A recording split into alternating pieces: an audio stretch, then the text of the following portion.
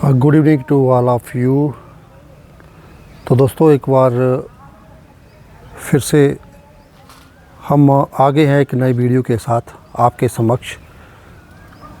आपको देखते पता चल ही गया होगा कि आज का वीडियो जो है वो हमारी अंगूर के बेल के ऊपर होने वाला है। तो सबसे पहले वीडियो शुरू करने से पहले आपको थोड़ा सा मैं इसका फैलाव दिखाना चाहता हूं जो इस बार हुआ है मेरी प्रूनिंग करने के बाद। आप देख पा रहे हैं कि इस किस्म का फैलाव जो है, थोड़ा सा जूम करके, थोड़ा सा वाइड व्यू एंगल करके आप देख पा रहे हैं कितना ख़तरनाक, कितनी भारी भरकम जो फैलाव हुआ है ये अंगूर की बेल के ऊपर। आप देख पा रहे हैं यहाँ पे,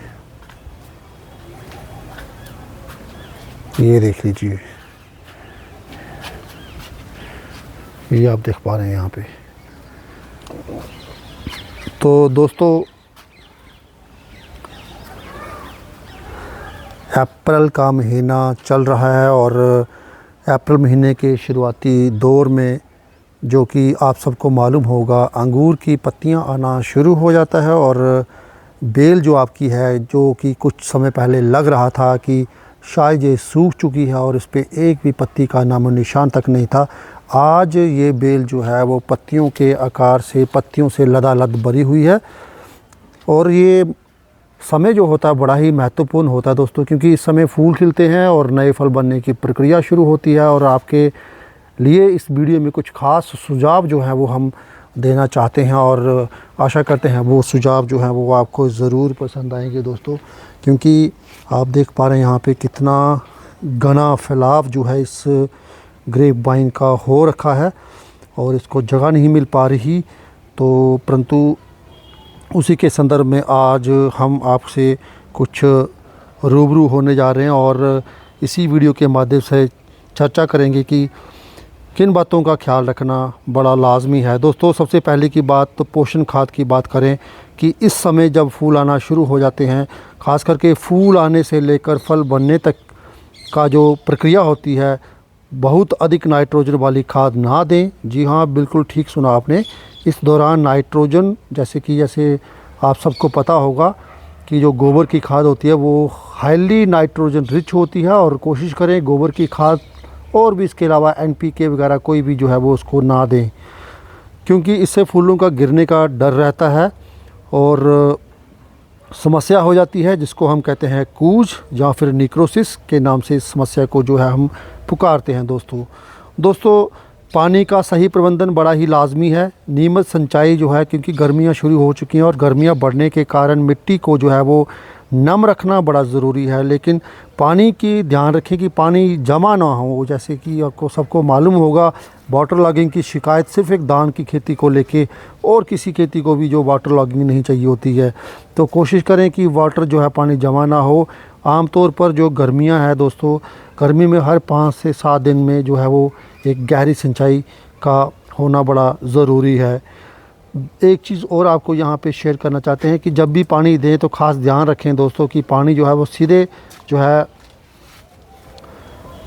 जड़ों में जाना चाहिए। रूट्स जो है उसकी मेन रूट है अपनी ग्रेप वाइन की, वहाँ जाना चाहिए। उसकी पत्तियों या फूलों पर पानी छिड़कना जो है वो नहीं छिड़कना चाहिए, क्योंकि इससे जो है वो फंगस लगने का ख़तरा रहता है। और इसको कोशिश करें कि जो पानी है वो, अरे वाह, देखते ही देखते दोस्तों यहाँ पे मैं तो खुद भी हैरान हो गया हूँ, जबकि मैंने सोचा था सिर्फ आपसे रूबरू कराएंगे, परंतु जहाँ पे छुपा रुस्तम बैठा हुआ है और छुपा रुस्तम की बात करें, यहाँ पे देख सकते हैं आप, यहाँ पे तो भाई फल आना भी शुरू हो गया है।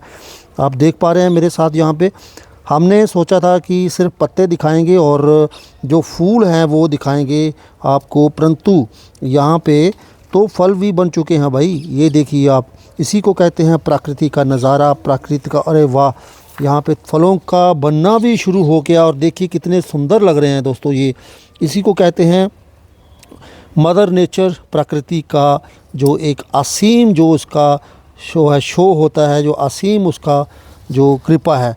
क्योंकि हम तो आपको सिर्फ एक फूल दिखाने आए थे और पत्ते दिखाने आए थे, क्योंकि और सच बताएं तो आप देख भी पा रहे हैं कि अगर आपको लगता होगा कि हम आपके साथ कोई फेक बात कर रहे हैं तो आप देख पा रहे हैं, ये देखिए आपके सामने फूल भी लगे हुए हैं दोस्तों। और जैसे कि मैंने इससे पहले भी वीडियो बनाए थे बड़े सारे, तो उनमें भी मैंने यही इस बात की हैरानगी जताई थी कि इस जो बेल का जो सबसे बड़ा करिश्मा है, जो सबसे बड़ी बात है कि इसका पता ही नहीं चलता कि इसको भी साथ में फूल भी आते हैं और फल भी लगे होते हैं और फल बनने की प्रक्रिया होती है वो भी शुरू होती है। जैसे कि आपको सामने यहाँ दिखाया भी है इसका दृश्य। ये देखिए यहाँ पे छोटे छोटे फूल हैं जो फटने के बाद अंगूर लग रहे हैं। यहाँ पे थोड़े और बड़े हो चुके हैं और आपको बताया जैसे मैंने कि यहाँ पे ये देखिए यहाँ पे बन भी गए हैं अंगूर और यहाँ पे और ज़्यादा बड़े बने हुए हैं। तो आप खुद ही अंदाज़ा लगा सकते हैं कि कितनी रहस्यमय परिस्थितियाँ जो है उनमें से गुज़रती है और हमें जो है वो इन सारी चीज़ों का जो है वो इल्म था नहीं पहले, हालांकि अब रूबरू हो रहे हैं इसके साथ तो मालूम हो रहा है। तो चलिए सावधानियों की बात बता रहे थे, तो फर्टिलाइज़र की और इरिगेशन की, वाटरिंग की तो बात हमने कर ली। उसके बाद दोस्तों जैसे फर्टिलाइज़र की बात कर रहे थे हम, तो नाइट्रोजन का जो है डोज देने के लिए हमने आपको मना किया था, परंतु जो पोटाश और मैग्नीशियम है ना दोस्तों, इस समय सल्फ़ेट जो है और साथ में मैग्नीशियम सल्फ़ेट है उसका इस्तेमाल जो है वो फ़ायदेमंद होता है इस अंगूर की लता के लिए, क्योंकि इससे फलों की गुणवत्ता अच्छी होती है। तो हालांकि 2 दिन पहले ही मैंने बाज़ार से लाया था और इसको मैं डोज दे भी चुका हूँ। उसके अलावा माइक्रो न्यूट्रिएंट्स अगर आपके पास हैं अवेलेबल तो वेल एंड गुड, अगर नहीं है तो आप मार्केट से ईज़िली आपको अवेलेबल हो जाएंगे। तो आप माइक्रो न्यूट्रिएंट जिसमें हम कैल्शियम, बोरान, जिंक जैसे पोषक तत्व होते हैं दोस्तों, वो फूलों के विकास के लिए और उसके परागण के लिए बहुत ज़रूरी होती है। जी हाँ, परागण जिसको हम पॉलिनेशन के नाम से भी जानते हैं। उसके बाद एक बड़ा ही इम्पॉर्टेंट इसका वो होता है दोस्तों, एक पड़ाव होता है जिसको हम बोलते हैं दोस्तों कैनोपी और हवा का संचार। दोस्तों कैनोपी मैनेजमेंट जो होता है that is very very important in terms of the wine चाहे कोई भी हो, चाहे ग्रेप वाइन हो, चाहे गोड की हो, चाहे बिटर गोड की हो, तो ये सब के लिए एक ही प्रिंसिपल यहाँ पे लागू होता है। जी हाँ, कैनोपी मैनेजमेंट बड़ी लाजमी है दोस्तों। धूप और हवा जो होती है बेल की घनी पत्तियों को थोड़ा कम कर दें फलों, ताकि जो है फूलों और गुच्छों को जो पर्याप्त धूप की मात्रा और ताज़ी हवा पहुंच सके, इससे बीमारियां कम लगती हैं दोस्तों। जी हाँ, इसके बाद हम थोड़ा सा वो भी कोशिश करेंगे।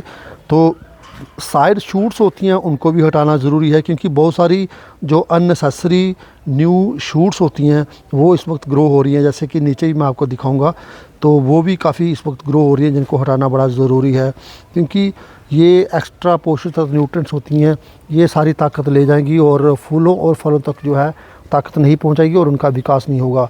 ये आप देख पा रहे हैं दोस्तों, ये फूल जहाँ पे बन रहे हैं, जैसे कि मैं बता रहा था, आप बोल रहे हो कि मैं ऐसे बोल रहा हूँ, ये देख पा रहे हैं फूल भी लगे हुए हैं। हर एक स्टेज का इसमें जो है निर्माण जो है वो लगातार इस पे चल रहा है, बिना किसी रुके, बिना किसी झंझट के, बिना किसी उसके। कहते हैं जैसे वक्त की धारा जो चलती रहती है, वक्त की धारा बहती रहती है, उसको कोई दुनिया की ताकत नहीं रोक सकती, खुद ईश्वर भी जो है वो इनको नहीं रोक पाते। तो ठीक उसी प्रकार इनके फूलों से फल बनने की प्रक्रिया जो है वो भी इसी बहती वक्त की धारा की तरह जो है वो चली जा रही है। तो इसके बाद आप देख पाएंगे यहाँ पे मैं थोड़ा सा पीछे होके आपको यहाँ पे बताऊँगा दोस्तों, बड़ी खूबसूरत ये लताएं हैं इस अंगूर की बेल की। आप देख पा रहे हैं यहाँ पे बड़ी खूबसूरत बेल, यहाँ पे ये देखिए, यहाँ भी इसके फल जो है वो बनना शुरू हो गए हैं दोस्तों। तो इसी के साथ जो हम बात कर रहे थे इसके सुझावों की, तो उसके बाद दोस्तों बात आती है पॉलिनेशन की, क्योंकि अगर हम इन फूलों की बात कर रहे हैं दोस्तों, तो ये फूल तभी ही फलों में तब्दील होंगे जब तक यहाँ पे पॉलिनेशन होगी, क्योंकि पॉलिनेशन जो है that is very very important phase of the fruiting. इसके अलावा इसका जो वो उसमें तब्दील नहीं हो सकती दोस्तों। अंगूर के फूल अक्सर खुद ही जो है वो देखा जाए तो सेल्फ़ पॉलिनेटिंग हो जाते हैं, जैसे बाकी फ्रूटिंग में ऐसा नहीं होता, वहाँ पे क्रॉस पॉलिनेशन चाहिए होती है, परंतु अंगूर की बेल में जो है वो खुद ही जो है सेल्फ़ पॉलिनेटिंग का एक इसमें बड़ा एक गुणकारी गुण होता है, इसकी अपनी करैक्टरिस्टिक्स होती हैं। और इस दौरान पौधे को बहुत ज़्यादा जो है वो ना हिलाएं और ना ही फूलों पर किसी तेज़ जो है वो केमिकल का छिड़काव करें। हालांकि जैसे कि बताया, हम हमेशा जो है जैविक फार्मिंग का प्रमोट करते हैं, उसको जैविक का प्रचार करते हैं, तो हम तो वैसे करते नहीं किसी भी केमिकल फर्टिलाइज़र का यूज़। अन्यथा बहुत ज़्यादा कोई इतना ज़्यादा भयानक कोई स्थिति आ जाए, कोई टेरिबल सिचुएशन आ जाए, तब तक हम किसी भी जो है केमिकल का वो है दोस्तों रसायन का प्रयोग नहीं करते हैं। और हम आपसे भी यही सुझाव करते हैं कि कोशिश कीजिए जितना हो सके केमिकल से, रसायन से, फर्टिलाइज़र से, पेस्टिसाइड और इंसेक्टिसाइड से बचा जाए। हो सके तो इनको जो है वो एक ऑर्गेनिक तरीके से आप इनके साथ डील कर सकते हो। तो दोस्तों ये थी कुछ बातें जो सुझाव रखने वाली अंगूर की बेल के दौरान। तो इसके बाद जो प्रोसेस शुरू होगा तो उसके बाद जो है वो फलों का बनना, उस फलों में रस का बनना। ये देख रहे हैं आप पत्ता इसका, देखो जी क्या कमाल की चीज़ है। ईश्वर की बनाई हर चीज़ जो होती है विचित्र होती है दोस्तों इंसान चाहकर भी ये चीज़ नहीं कर सकता। ईश्वर और इंसान में बस यही फ़र्क है दोस्तों। कहते हैं इंसान बहुत तरक्की कर चुका है। अभी हाल ही में आप सबको मालूम होगा कि 53 साल बाद इंसान ने फिर चाँद पर पाँव रख लिया है। चाहे चाँद पर पाँव रखे, चाहे सूर्य पर रखे, परंतु फिर भी जो एक सुप्रीम पावर है जो इस दुनिया को चला रही है उसको कम्पीट करना, या उसके साथ जो है वो कम्पीट करना, उसके साथ जो है वो कंपटीशन करना, वो बिल्कुल भी एक बेवकूफ़ी के बराबर होगा। क्योंकि जो उसकी लीला है अपरंपार है, और उसके साथ ये सारी चीज़ें सोचना भी बहुत बड़ी एक हिमाकत की बात है दोस्तों। क्योंकि पल भर में वो पूरी दुनिया को नष्ट करने की क्षमता रखता है, और पल भर में दुनिया को जो चला रहा है, पल भर में वो कुछ भी करने की क्षमता जो रखता है। आप जहाँ पे देख पा रहे हैं कितना ही खूबसूरत सा, कहते हैं there is enough for the human being, कहते हैं there is enough for our need but not for our greed. तो यही चीज़ है, हमारी ग्रीड के लिए अगर बोलें तो फिर तो छोटा है, लेकिन हमारी ज़रूरतों के लिए ईश्वर ने हमें बहुत कुछ दिया है दोस्तों। जैसे आपको इस अंगूर की बेल कर ही देख लीजिए दोस्तों। जैसे कि हमने बताया ये रेड ग्लोब वैरायटी है, और ये रेड कलर के इसमें अंगूर पड़ते हैं और बाद में ये ब्लैक कलर में कन्वर्ट हो जाते हैं। तो इसी के चलते ये जो वैरायटी है ना दोस्तों, इसके अंदर हाईली एंटीऑक्सीडेंट्स की मात्रा पाई जाती है। They are highly rich in antioxidants. और ये आपको बताते चलें जो कि एंटीऑक्सीडेंट्स क्या होते हैं, इसके बारे में मैं एक आपको अलग वीडियो जो है वो बना के आपके साथ शेयर करूंगा। क्योंकि आप लोगों को पता होना चाहिए कि एंटीऑक्सीडेंट्स होते क्या हैं, और हमारे शरीर में किस प्रकार का जो काम करते हैं, और कैसे हमारी सेहत का में उनका जो रोल होता है, और कैसे वो उस रोल को निभाते हैं दोस्तों। क्योंकि एंटीऑक्सीडेंट्स ही एक ऐसी चीज़ होती है जो हमारी इम्यूनिटी को बूस्ट करती है, और हमारे शरीर के अंदर जितने भी रोग होते हैं उनके साथ लड़ने की क्षमता जो है वो उनके अंदर होती है। तो आप चलते चलते आपको थोड़ा सा मैं यहाँ पे फिर से अंगूर के दृश्य दिखाना चाहूँगा। क्योंकि कुछ लोग हैं जिनके पास ये अंगूर की लता नहीं होगी, तो वो उनके लिए, उन दोस्तों के लिए ख़ास करके मैं ये बिल्कुल आपको बताना चाहूँगा कि सच में बेहद ही रोमांचक और बहुत बेहद ही एडवेंचरस है मेरे लिए खुद भी। क्योंकि इससे पहले सच बोलें तो हमारी भी जो 30+ एज है दोस्तों, तो हमने भी आज तक कभी इसको अंगूर की बेल को इतनी करीबी से नहीं देखा था। परंतु आज हम जो इसको देख पा रहे हैं, और हमें महसूस हो रहा है जैसे कोई छोटा बच्चा आपकी गोद में जो पाल पोस कर बड़ा होता है, तो उसका बचपन जो आप उसको जो एक्सपीरियंस कर पाते हो, ठीक उसी प्रकार इस बेल को भी मैंने बचपन से इसको जन्म दिया था, नर्सरी से लाई थी। ये मेरे सामने पली बड़ी है और मेरे सामने बड़ी हुई है, और एक अच्छे आदर्श की तरह इसने हमें बहुत फल दिए हैं, और हम इसके आभारी हैं। क्योंकि आभारी रहना भी चाहिए, क्योंकि इसके फल जो हैं वो हमने तो खाए हैं, और हमारे साथ साथ जो है वो बहुत सारे पक्षी और बहुत सारे गिलहरियाँ और बुलबुल, कोयल और पैरेट, बहुत सारे ऐसे पक्षी हैं जो ये खाते हैं। तो दोस्तों जो न्यू शूट्स हैं, यहाँ से मैंने कि बताया, यहाँ से ये न्यू शूट्स आ रही है, तो मुझे लगता है यहाँ से इसको हमने कट कर देना चाहिए। यहाँ से इन न्यू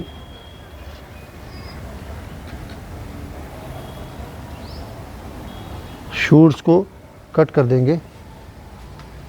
चेहरा जो है हमारा सामने आ रहा था, तो चेहरे की बात करें तो कोई बात नहीं, किसी दिन चेहरा जो है वो भी आपके समक्ष हम पेश कर ही देंगे। क्योंकि चेहरे में भी क्या रखा है दोस्तों, इंसान में रखा है तो उसके विचारों में, उसके व्यवहार में, उसके आचरण में सब कुछ रखा हुआ होता है। चेहरा तो पल भर की एक आइडेंटिटी होती है। आइडेंटिटी, असली आइडेंटिटी, इंसान की असली पहचान तो उसके आचरण, उसके विचारों की और उसके जो कैरेक्टरिस्टिक्स ही होती है दोस्तों, जो कि हमें हमेशा कोशिश करना चाहिए। हालांकि इस दुनिया में परफेक्ट तो कोई भी नहीं होता और ना ही हो पाएगा। ईश्वर के अलावा यहाँ इस संसार में कोई भी परफेक्ट नहीं। हमारे में भी अंदर बहुत सारी खामियां हैं, परंतु कोशिश हमारी यही रहनी चाहिए to be very positive, to be very productive, to be very progressive. तो चलिए ये अंत में आपको अंगूर का गुच्छा हाथ में देते हुए यहाँ पे मुझे दीजिए इजाज़त। धन्यवाद आपका। आपका दिन शुभ रहे, आपकी ज़िंदगी में खुशहाल बनी रहे, महादेव जी हमेशा सहाय रहें और अच्छे अच्छे काम करते रहिए और एक दूसरे को सपोर्ट करते रहिए, एक दूसरे को प्यार करते रहिए।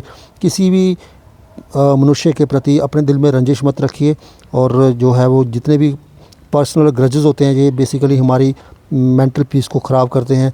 तो कोशिश कीजिए ज़िंदगी में आगे बढ़ते रहिए, प्यार को बांटिए, नफ़रत को मत बांटिए दोस्तों, क्योंकि नफ़रत पहले ही संसार में बहुत ज़्यादा फैल चुकी है। तो गार्डनिंग करने वाले, बागवानी करने वाले जो प्लांट लवर्स होते हैं वो तो वैसे भी बड़े नरम दिल के होते हैं और बड़े ही नाजुक होते हैं, इमोशंस होते हैं। तो कोशिश कीजिए जो है वो अपने आसपास अपने दोस्तों को हमेशा दुआएं देते रहो और इसी तरह से आपकी ज़िंदगी जो है वो उसको मज़े उठाते रहो। धन्यवाद आपका। आपका दिन शुभ रहे।